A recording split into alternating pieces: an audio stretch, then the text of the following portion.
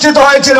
অতএব এখানকার প্রত্যেকটা ছাত্র ছাত্রী ডিপার্টমেন্ট, সেটা যেই ডিপার্টমেন্টে হোক, ইসলামকে লালন করে ধারণ করে পুরো পৃথিবীতে ইসলামকে ছড়ানোর জন্য এই বিশ্ববিদ্যালয় ভূমিকা রাখবে, এটাই দাবি আমাদের।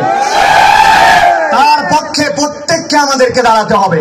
আপনি যে মতের হন, দলের হন, ইসলামী বিশ্ববিদ্যালয় যদি আপনি অন্তর্ভুক্ত হন, ইসলামকে আপনাকে লালন করতে হবে, ইসলামকে প্রায়োরিটি দিতে হবে, এটা শেষ কথা, ঠিক কিনা?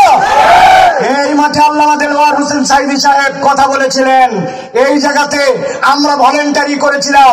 তারপরে আজকে 19 বছর পরে আল্লামা মামুনুল হকের মতো একজন লোক আসছেন। আমরা এই ধারাবাহিকতা বন্ধ করতে দিতে চাই না।